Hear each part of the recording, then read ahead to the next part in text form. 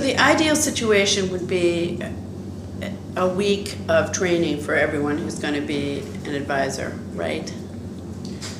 Ideally. Ideally. We have done 4-day trainings where we kind of lengthen the time a little bit and then condense, and that's about the least that we've compacted that week-long training into. We know how much time we have available this summer, and we've started to look at some models for how we're going to use that time. But I think we've all got a lot of horse trading we got to do to figure out how we're going to claim portions of that. Could we? What if we sent 5 people to the 1 week, and they came back and were the teacher coaches? I may be How often- misunderstood, but I thought your first answer when we said, how much can we condense it? I thought your first answer was, well, you can buy a set of these materials and work through them. That's exactly it, yeah. Yeah, but I don't think that, I mean, my experience has been that really doesn't, I mean, it's the combination of. It's that, plus you drinking. send a cadre of people, and then you have the internal coaching and so forth. And then maybe the next summer.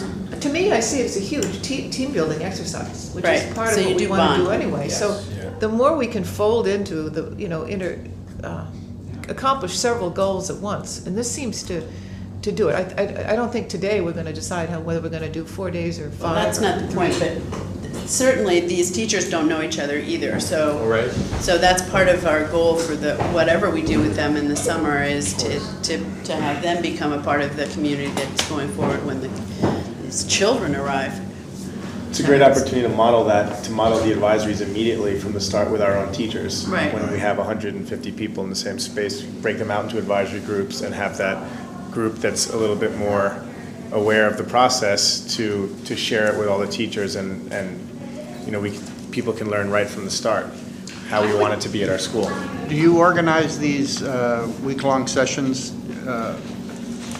Do you have a published schedule of when they're offered, or do you work with the school system and you agree on the day, the time? It's both. We have we do advertised workshops, institutes, and we tailor it. We have a contract workshop where we then tailor it towards Avenue's needs and your schedule. Like this is, if we get this wrong, that's really bad.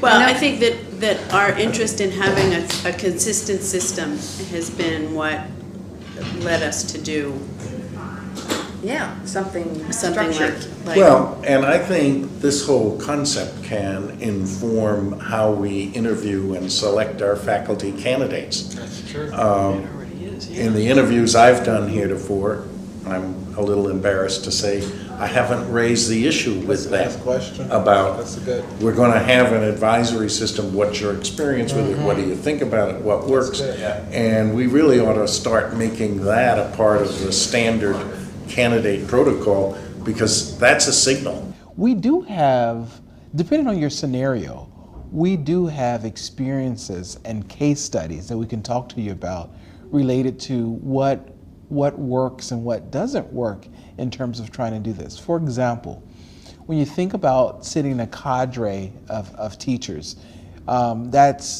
we've had that done in the past, not, and particularly because of time, and sometimes it's because of money. Schools can't afford it, or they don't have enough time.